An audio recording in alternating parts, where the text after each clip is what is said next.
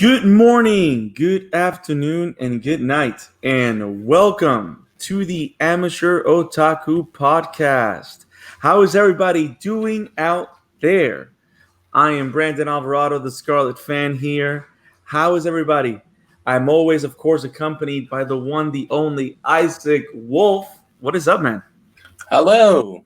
It's going good with a cup of water and gonna talk of many emotions. Oh, it's going to be an emotional episode. Oh, the Amateur Otaku is going to tackle what a powerhouse of emotions this show is. But we're really happy to be back here at the Amateur Otaku Podcast. You one-stop shop for anime reviews and sneak peeks. And as you guys know, the Amateur Otaku always loves to talk anime and talk anime in a way that will give you a taste so that you can go discover it yourself. So if you love anime, welcome.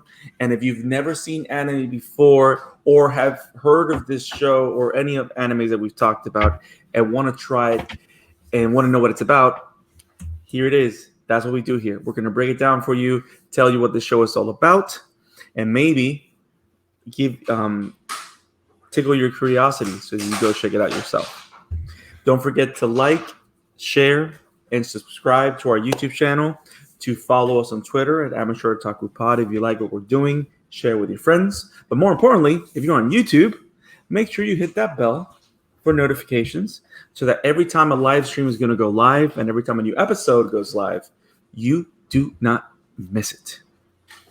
Isak, we're back here another Wednesday, and like I said, we're going to talk of a powerhouse of an anime, and let's cut right to the chase. Let's go right into it. I just finished watching it, and I'm still reeling from all the emotions and all the feelings that come from watching a show like this.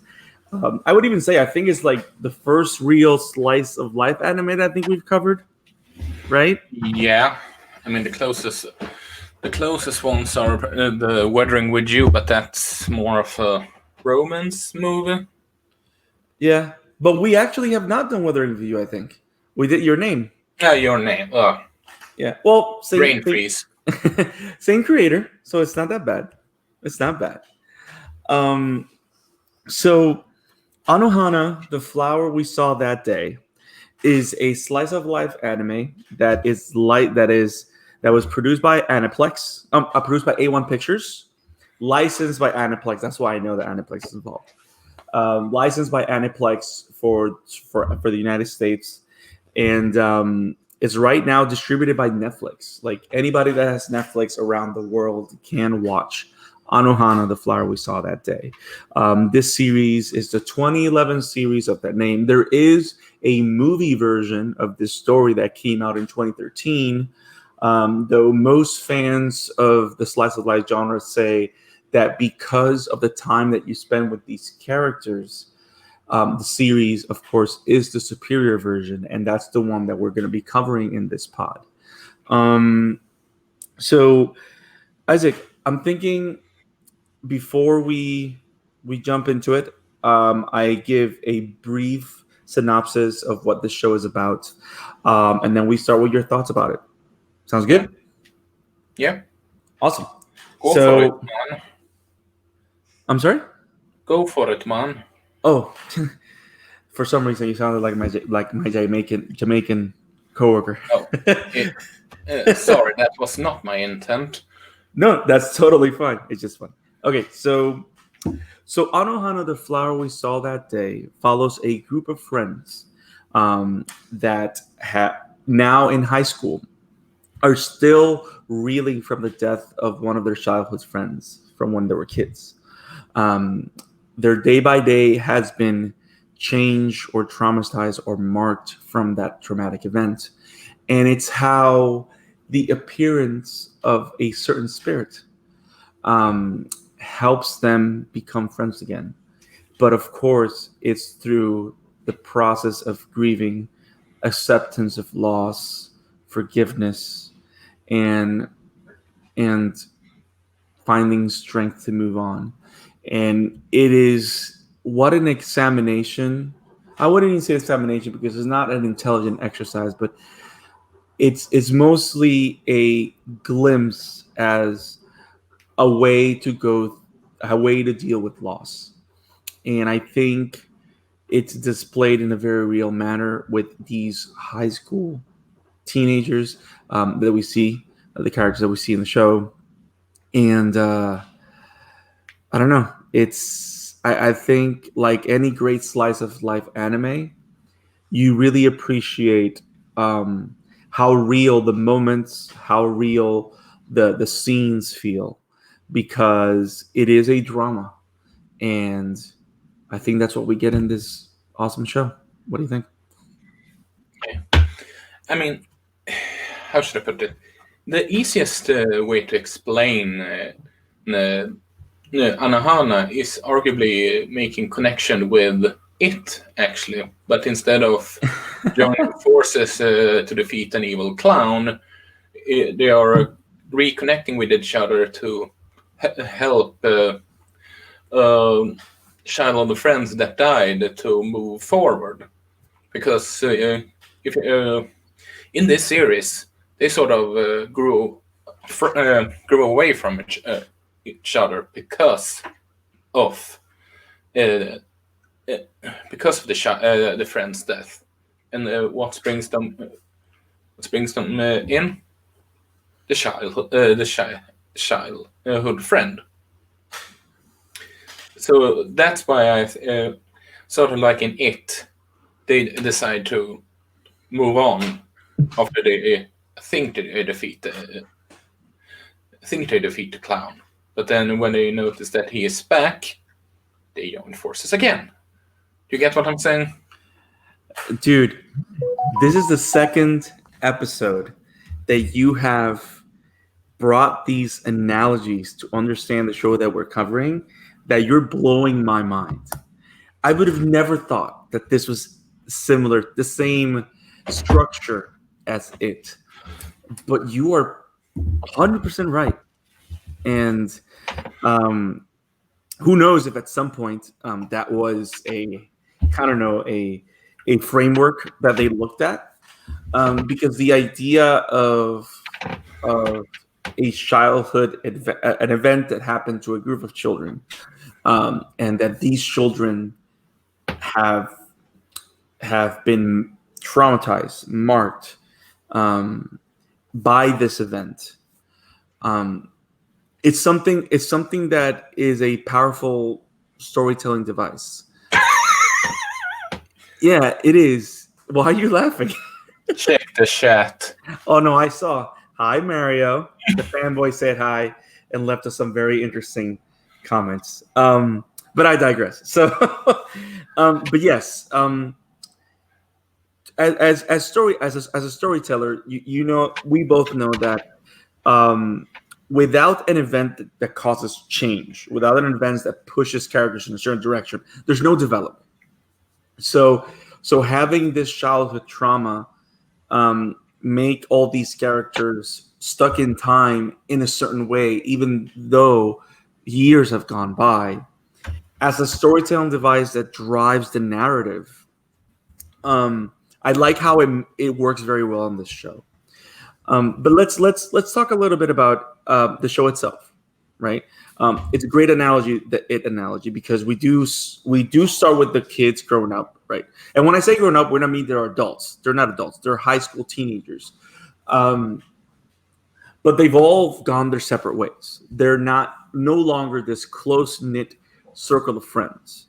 And the first thing we encounter, and we think this is going to be like your normal weird pervy anime because all you have is weird sexual jokes from the beginning for some reason, and then the spirit of the girl, which is Memma, is there, and then all these weird things happen.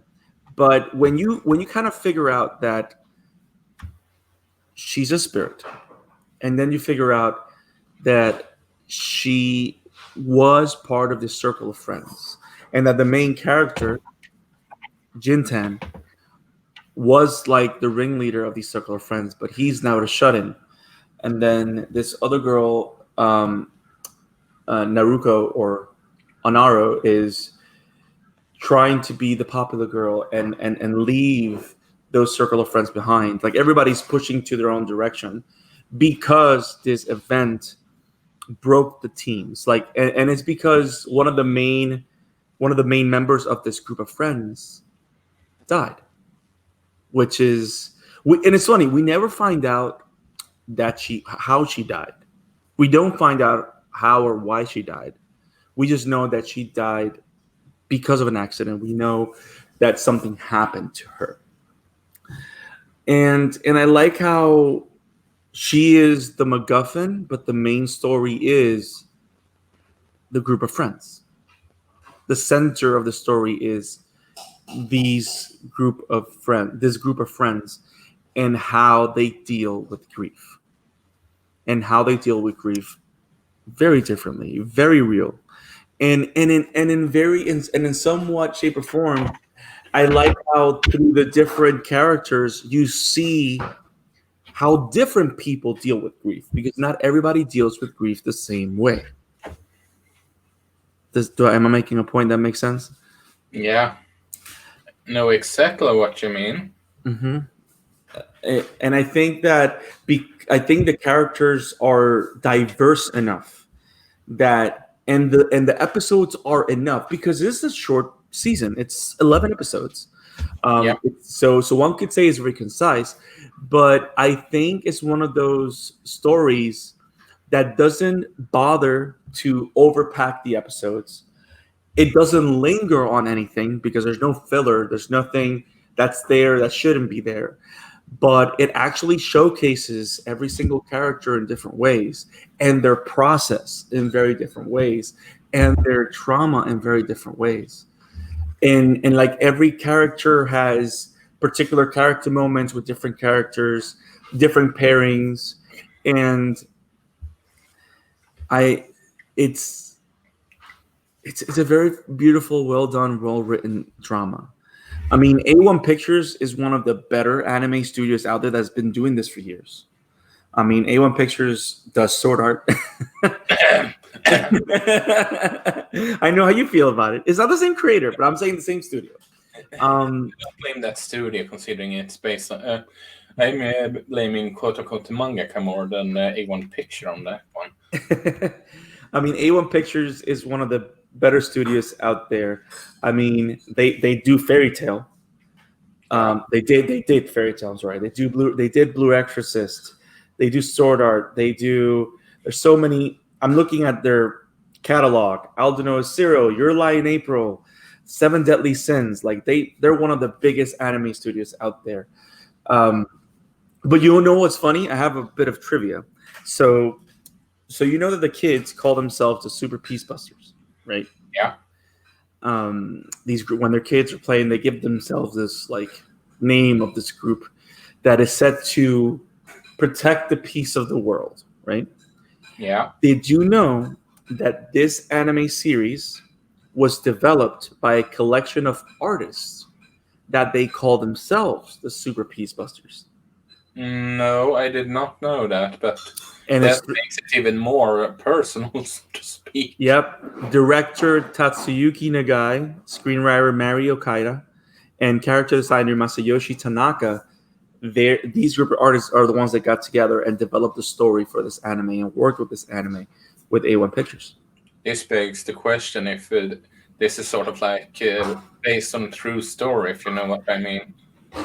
I wouldn't be surprised. I wouldn't be surprised based on what in how powerful and how real the story is. I wouldn't be surprised if that's the case. I mean, based on a true story, as in they meet up and grow closer with each other again because they want to honor their friend again, not not having a spirit returning. Well, Isaac, you got to forgive me, but I don't think our audience thought that we were thinking about them being followed by a spirit. But again, you've gone through a lot of stuff, so if and your life is an anime, so if you've been through this, please let us know. Well, But yeah, now this show, I think one of the things that makes it shine is I drew a blank. One of the things that makes it shine is how relatable the situations are. Because when it comes to the idea of loss, when it comes to the idea of like these are kids, right? These are kids that they're what, probably 10, 11 the most. They see each other every day. They play with each other every day. And suddenly they lose one of their friends. Some people may have experienced it in a very simple manner, as in your best friend moves to another country, right? But some people do go through the situation like this one, where it's not that they go to another country, but your friend dies tragically. Everybody can relate. Everyone can relate to loss, and how it is very easy for that to make make time stop. Yeah, I know exactly what you're talking about. And I think that this show captures that. I think that's the biggest thing that I can recognize and admire from the storytellers and the artist, because it's not just the fact that Jintan is, and talking about the main character Jintan, it's not just that he lost Menma, which is the name of the spirit. It's the fact that he also lost his mother. And he's not going to high school because he feels comfortable in his space. Because if he leaves his house, where all he does is play every day, he has to admit to himself that his mother died. He has to admit to himself that his friend Menma died.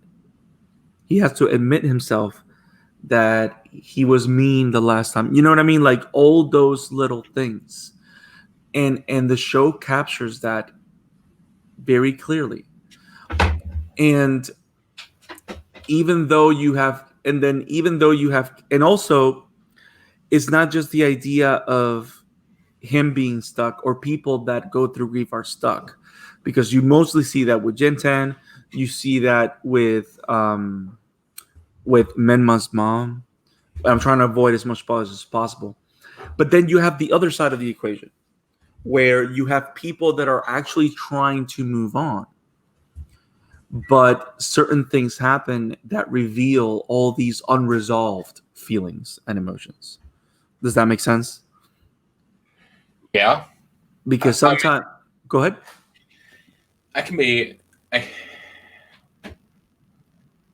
know exactly what you're talking about, and honestly, this is one of the few series that hit hard for me, and I mean hit hard. How should I put it? Before? I lost someone dear to me a couple of years ago, and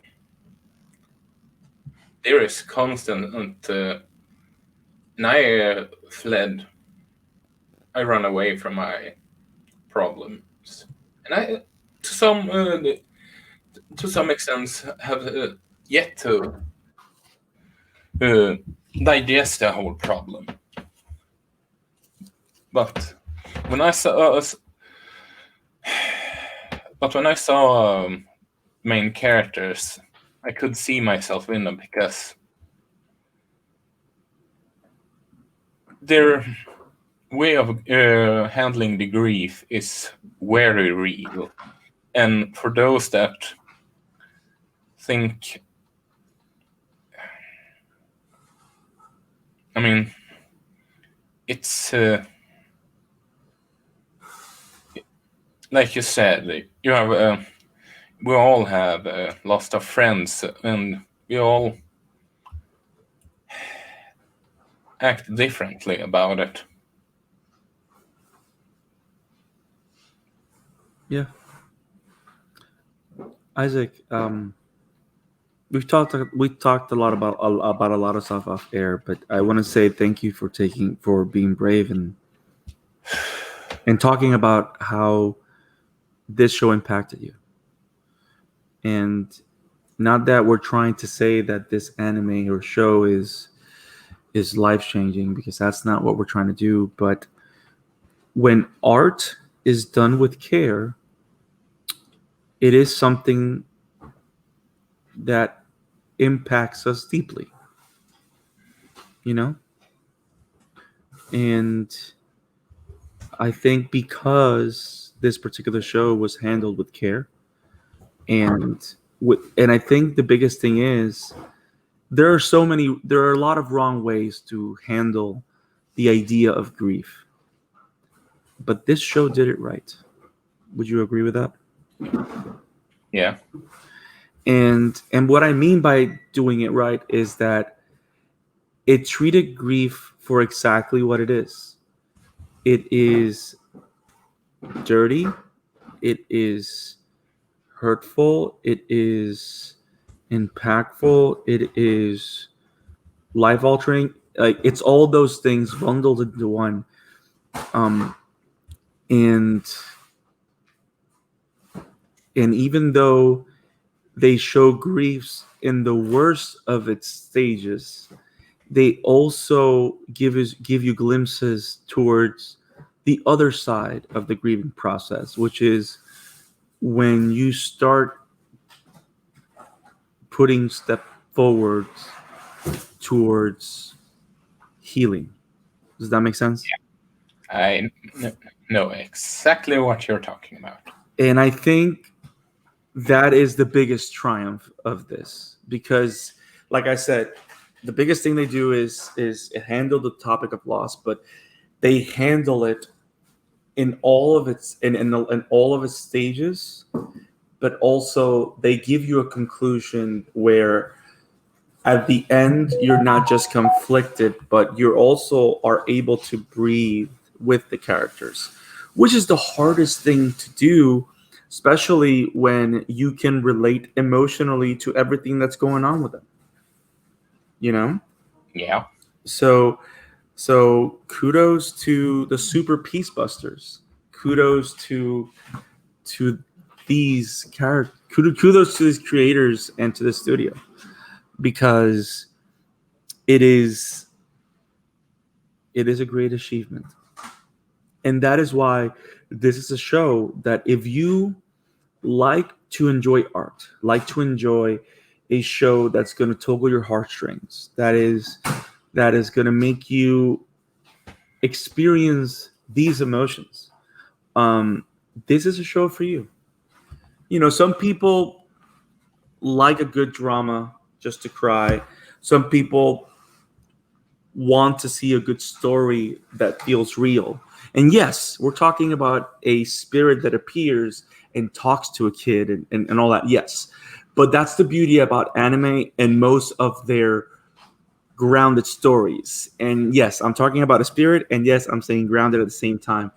It doesn't make sense in a live action movie, but that kind of idea or that kind of synergy makes sense in anime, because they use the spirit, they use Memma as a MacGuffin, but not as a crutch to sell you the animation, because the story that's there, it's so real that all the interactions and all these fantastical ideas just enhance the real story that they're trying to tell. It doesn't hide it, because you know how you have, and I think I might catch heat for this comment, but I think we're both on the same spirit here.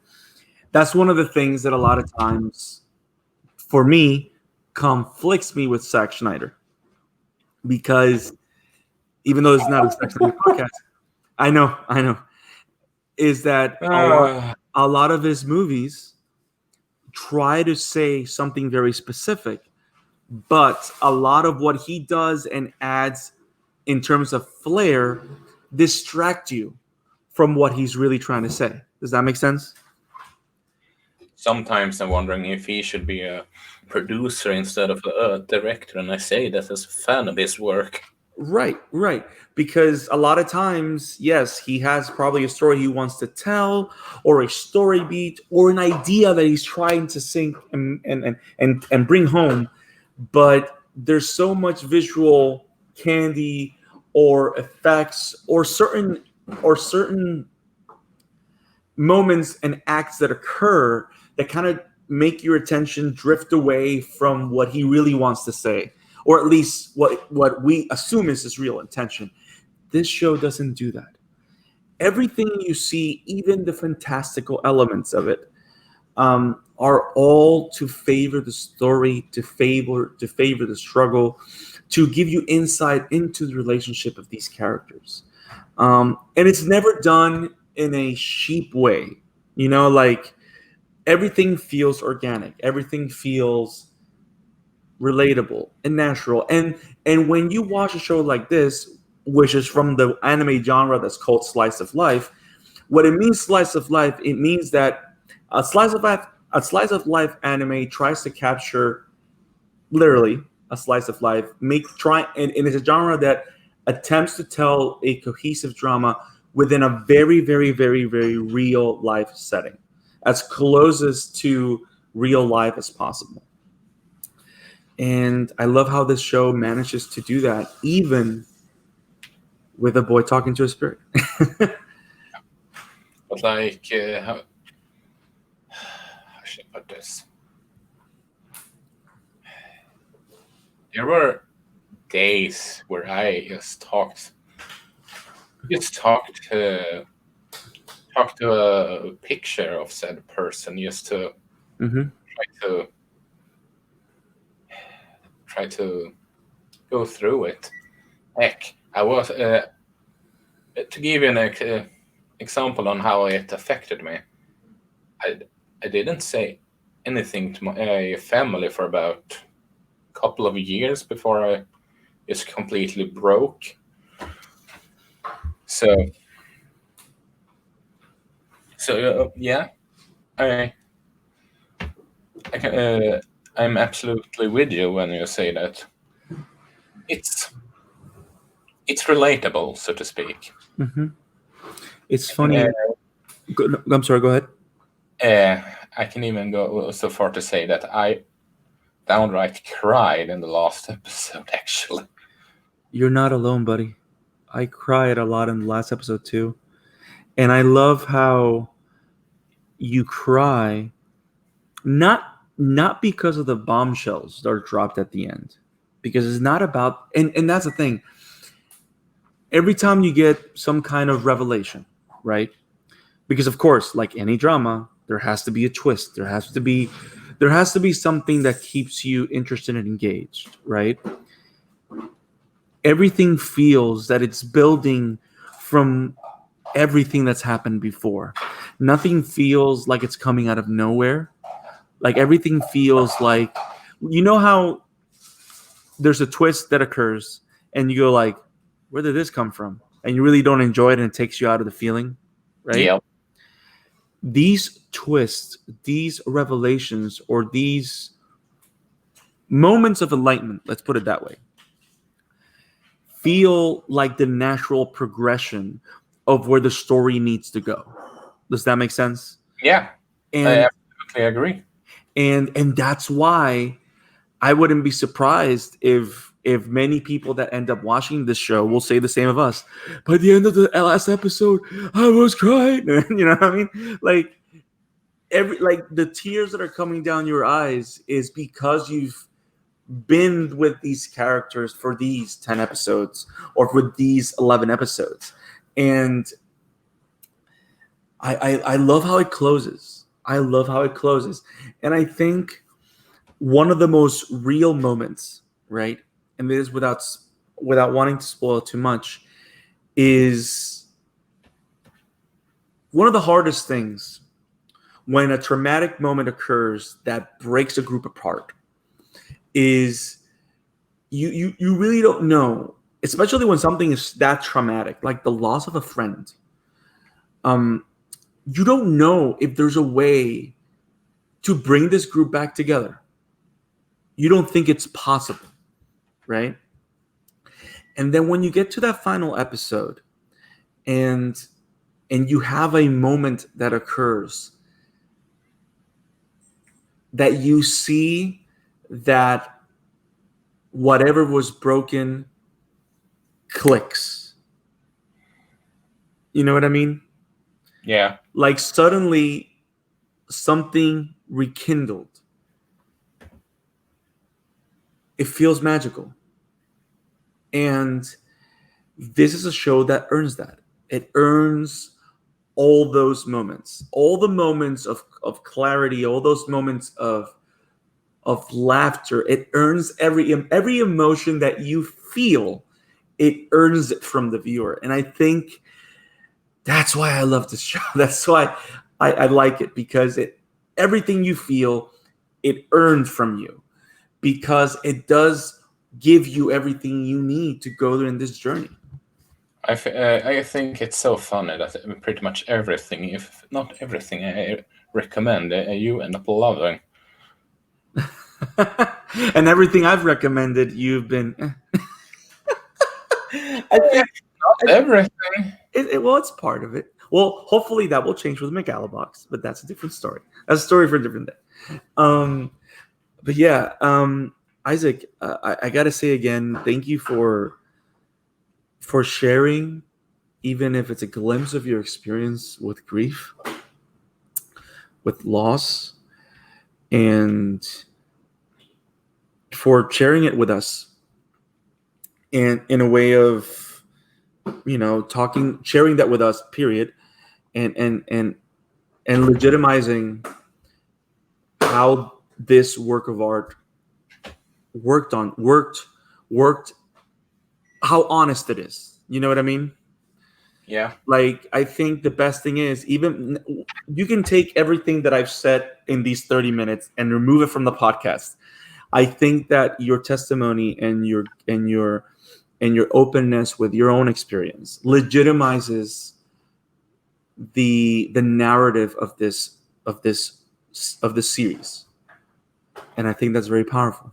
And I think there's no better way to recommend this kind of show without that, Yeah. And thank you. I want to say thank you. And I hope that those listening out there, from someone that loves good stories and felt every emotion, and from someone like Isak that loves good stories but has lived to some of the things that this particular show attempts to depict, I think it's safe to say that the Amateur Otaku definitely recommends that you go see Anohana, the flower we saw that day.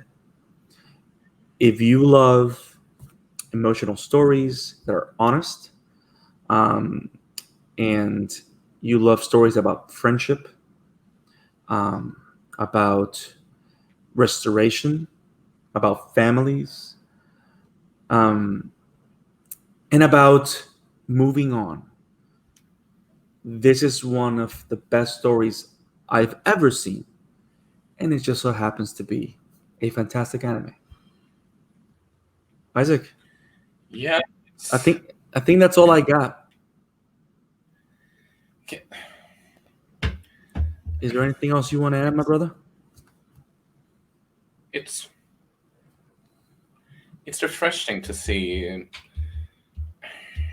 I don't want to spew. Sure, I'm a bit biased considering co-host for an anime pod, but it's refreshing to see a series that is so genuine and surreal, because this is honestly the only anime I have seen that has sort of felt like they know what they are talking about. And yes, because when you I often talked with my sister about that dwells into heavy subjects. mm-hmm. It could be grief. It could be Yeah, I don't know. I don't know what I could say for this to not be uh, in adulterated video, but you get what I mean. Stuff that is very sensitive, and now, here come this one, an 11 episode series, and it feels like the most genuine, and the, it's sort of like I mentioned earlier. I wonder if it was a passion project from the creators, sort of like honoring their friend or something. It is very possible. I mean, I think one of the most powerful comments you just made just now was that it feels like they know what they're talking about. And as a frustrated writer, it's very hard to, it's one thing if you've done research about something, right? Yeah. It's another thing if you've lived it. There's a change in the tone of voice that you're telling the story. There's a change in the environment that you're trying to create. Yeah. You know what I mean? Yeah, this is exactly what I mean with Mm-hmm. this contra Sword Art Online.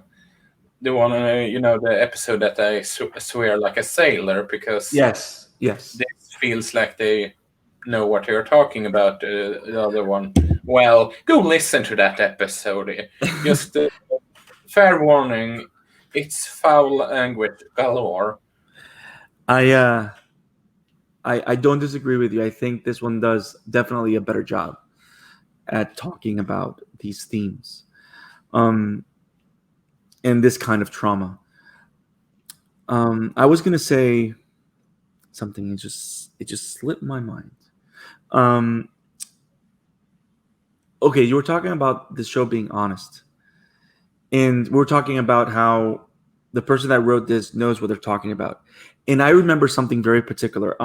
As you know, I love comic books, right? And we both love comic books, movies.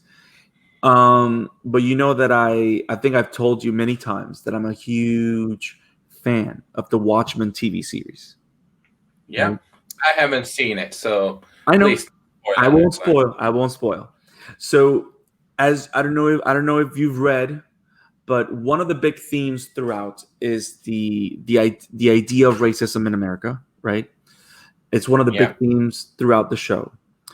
But as you know, the person that the showrunner is white, is not a person of color. But he felt that there was an argument or a topic that could be explored that would give this show the necessary societal glue, or like this was the topic that will make this show relevant. Does that make sense? But he knew that because he was not part of the African American community, that he needed voices from that community helping him build the show, to set him straight, to make him right. Because he understood as a writer that research, that knowing what the problem wasn't enough.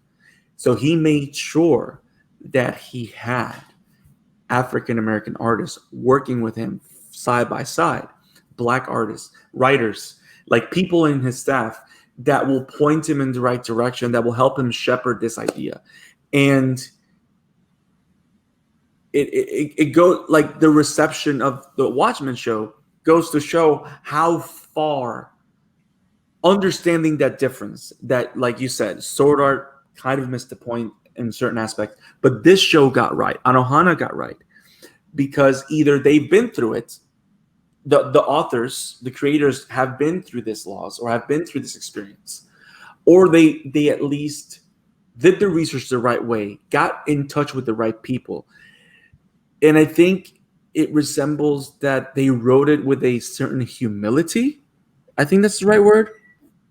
Yeah.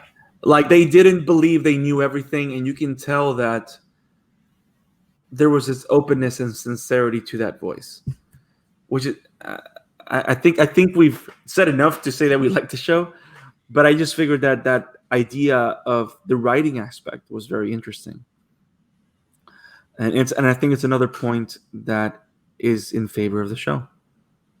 Yeah, because it's, how should I put it? It's just refreshing when you see a writer or writers write something he clearly knows about, and Mm-hmm. just go by a trope, and yes, oh, this is going to be so good because we follow this and that and that. Mm-hmm. So yes, you can have tropes. I mean, they sort of have tropes with their characters. Have the Mm-hmm. funny guy, the smart one, or the Sunder, and sort of like that. But it fits. The relationship worked within everyone, and quite frankly, there is characters. More likely than not, a group has at least one of those persons within their friend group that might be a part of it in some fashion. You get what I'm saying? 100%. And it also makes me think of the fact that one thing is making a character a trope, and one thing is making a trope part of the essence of a character. Does that make sense? Exactly. And I think that's the difference that you're trying to make. Like this show, like if you were to look for all the anime stereotypes in a regular group of friends, you have different, all these characters fill those boxes. But what makes it work is that they don't only fill those boxes. That box that they're filling is just part of the entire character that was built and designed and brought to life by the phenomenal voice actors of the show.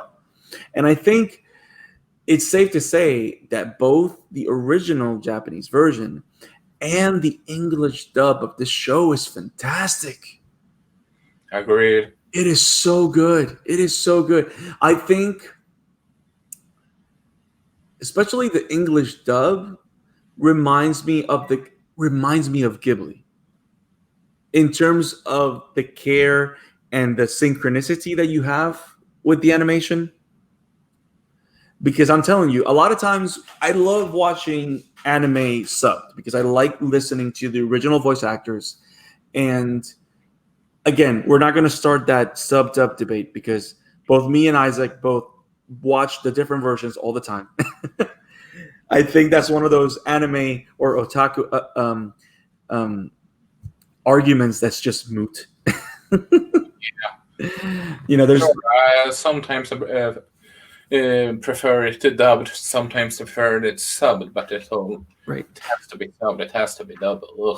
Exactly. It's an argument that's just moot. That's not important. But more importantly, it's anime. Enjoy it. Whatever version works for you, watch it. Just watch it. You know what I mean? Everybody absorbs and understands art differently. But for the show, I always try to watch a little bit dubbed, a little bit subbed, so that I can get both sides. And like, for example, I think we talked about Darling in the Franxx a little bit ago, and I told you, and I think I mentioned to you guys that the dub of Darling in the Franxx is horrible. And it's not a synchronicity issue. It's just that the voice acting is just, it's bad.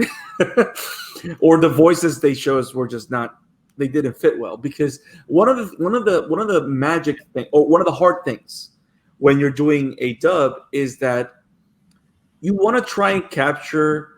Dude, we are derailing this episode now. It's not a dub versus sub episode.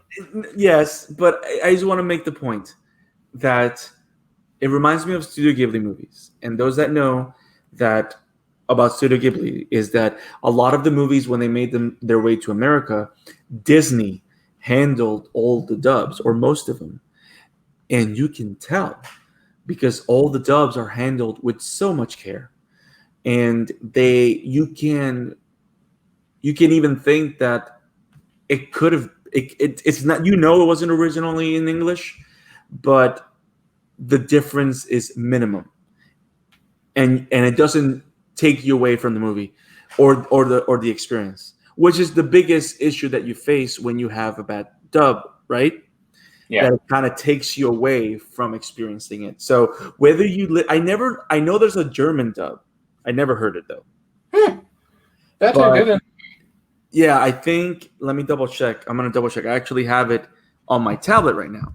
I know there's the original Japanese, and then there's the English version. But I believe. Let me double check here. I'm turning this on. There is audio and subtitles. Yeah, there's a German version. So those over there. Sprach oss mit Deutsch bitte.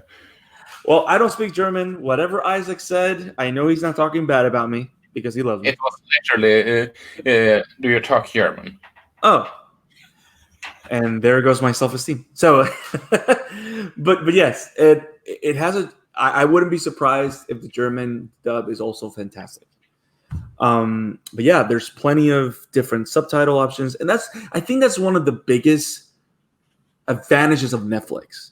And whenever they get these anime licenses, because they make them available worldwide, and they make them available worldwide with so many subtitle and audio options.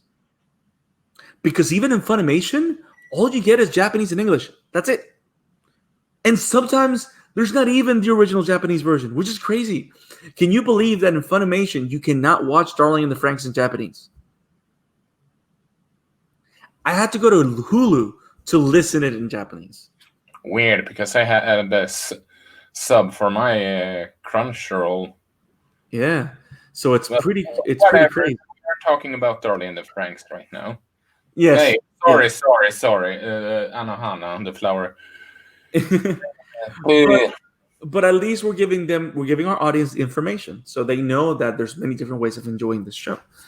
But that's all I got, Isaac. I mean, I think we've had a very good discussion of what the show is about. People have a good sense of what to expect of this show. There's laughter, there's tears, but more importantly, there's heart. And if you go on this journey, it'll be a good journey to have. We both loved it, right, Isaac? Yeah, I absolutely loved it. And honestly, this is a show that I probably is going to track down a copy on, for this is one of the shows that I don't have, but I want to own. Did you know that there was a movie? Yes, I know, but I haven't seen it. Okay. But I think that it's the kind of thing that so much great stuff happens throughout the show that I don't know if I'm interested in watching the movie. I may see it once, maybe, but it's 1 year after. Is it? It's like a sequel? I check my anime list now, and synopsis: a year after. So it's like a sequel to it. Interesting. See, now I want to watch it. Damn it, Isaac! Why do you do this to me? We need to track that one out. Yes, we do. Yes, we do. And you know what we should do? Maybe that's the kind of thing we do a commentary track on. Yeah, I think we should. I think it's not a good idea to plan things in public. Isaac? We're going to get in trouble. Okay, so that's our conversation. Those are our thoughts on Anohana, the flower we saw that day. We have apart from Mario Francisco's The Fanboys, very interesting talk about my shorts in the comment section. We don't have any more comments here. But if there's any other, did you get anything on your Twitter, Isaac? No, I did not. Okay. So as you guys know, we do this to share our thoughts because we love talking anime with you guys, and we want to hear from you and have you go check out these anime for yourself. And So, we promise you, Brandon is soon going to be in suffer through Puppet Princess. We promise you that. oh my goodness. Because that's what Isaac lives for. The doctor lives to torture the otaku, the amateur. So that's what it is. So, as you know, we love talking anime, but more importantly, we want to see this community grow. We want to find out how many anime lovers are out there and how many people have listened to our videos and gone seen an anime. We want to hear feedback from you. Have you seen any of our recommendations? Let us know what you think. Are we on the right track? Is there any anime that you guys want us to cover? Because like I said in the announcement video that I made yesterday, if there's any anime that you guys want us to cover because you love it or because you don't know if it's something for you, you know what? Tell us what that anime is and we'll watch it for you and give you a review. And if you let us know soon, a lot of the September and October schedule is open. If you give us a recommendation, we will make your recommendation a priority for the Amateur Otaku. So let us know what you think. Let us know what you want us to watch. Let us know what you want us to talk about, and we will cover it. You can let us know at our Twitter page at Amateur Otaku Pod. You can let me know at the Scarlet Fan 52. Isaac, if they want to let you know and find you, where can they find you? They can find me at, Emblemaniac, like you see under my profile pic. Or also you can send us an email, amateurotakurtf@gmail.com. That is amateurotakurtf@gmail.com.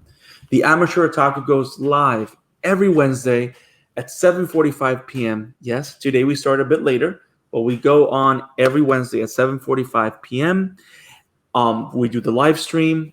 On Fridays, that live stream becomes a YouTube episode and a regular podcast episode. The Amateur Otaku Podcast is available on Google Podcasts, Apple Podcasts, Stitcher, Spotify. On your favorite podcast app, you can find the Amateur Otaku and enjoy these awesome conversations on awesome shows and anime. Next week, Isaac, we're actually going to talk about one of my longtime recommendations. I think I've been recommending this show since we started the Amateur Otaku, right? Yes. We're finally going to talk about Megalobox. So, box that is mega evolved. Dude, I don't think that one worked. No, it didn't. But we're going to talk about Megalobox. It is a futuristic cyberpunkian retelling of a beloved old anime and manga called Ashita no Joe, which is a boxing anime. It's a third. Insert rocket team here. It is wow. I just got what you said. Dun. Okay, so it's an underdog story and about a boxer named Joe, and it is awesome. And there's metal punches. And it has a ton of heart. Go watch it. It's available on Hulu. It was available on Netflix for a bit. I think they took it off. But you can find it on Crunchyroll. You can find it on Hulu. It's only 13 episodes. Watch it with us. We're going to cover it on next week's live stream. And remember, we're going to get Fully Cooley later this week. We got a lot of stuff coming for you. And we can't wait to hear what you think about the episodes that we've been doing. Let us know what you think of our YouTube channel. So please don't forget to like this video, subscribe, and hit the bell for notifications. Yeah. Isaac, any other announcements? And you can find my work over at Wobam Entertainment. Beautiful. Isaac, I think we've done enough. This is the Amateur Otaku. Thank you for joining us, and we will see you next week. Have it awesome, guys. Hello.